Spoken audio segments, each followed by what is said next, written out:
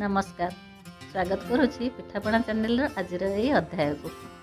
आज आम देखा दही छेनार प्रस्तुति। यही दही छेना को विभिन्न प्रकार पिठा जमीक मंडा पिठा बुढ़ा चकुड़ी किंबा पणा संक्रांति रे बना होतिबा पणा एवं सत्यनारायण पूजा रे बना होतिबा शिरिणी रे मध्य व्यवहार करें। ताहले आसंतु देखि नबा दही छेना प्रस्तुतिर प्रणाली। सिझा क्षीर 4.5 कप एवं दही गोटे बड़ चामच। दही बसैबा गोटे पात्र रे गोटे बड़ चामच दही नबा। एथिरे आमे 2.5 कप क्षीर पकेबा। आमे साधारण तापमान क्षीर व्यवहार करिबा। जदि आमे शीत दिन रे बसौथिबा तेबे नख उषुम क्षीर नबा। एहाकु चामच माध्यम रे गोलाई देई घोड़ेई करी 8 रु 10 घंटा दही बसैबा को छाड़ी दबा।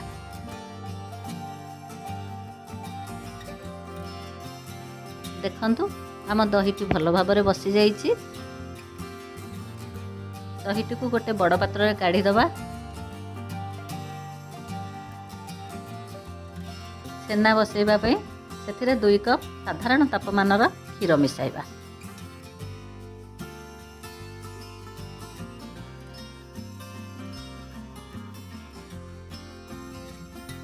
दही और क्षीर मिश्रण को चरखा माध्यम रे भल भाव में गोलाई दबा।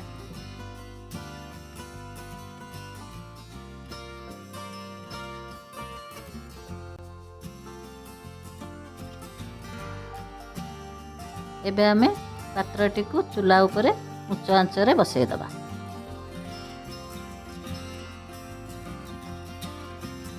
दहीटी बुली आसबा परे आंचटी को धीमा करी 30 रु 40 मिनिट छाड़ी दबा।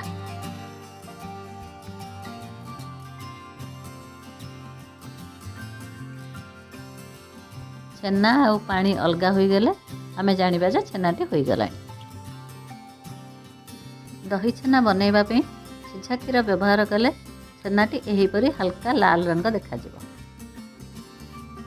एबे आमे गोटे छणा साहाय्य रे छेनारू पानी निगाड़ी दबा।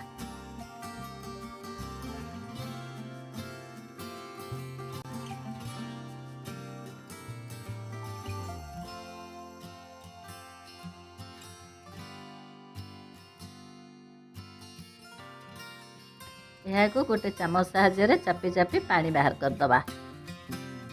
आपण चाहिए छेना चिपुड़ीबा पई गोटे कपड़ा भी व्यवहार करि परिबे। देखंतु एबे प्रस्तुत हो गला हमर दही छेना।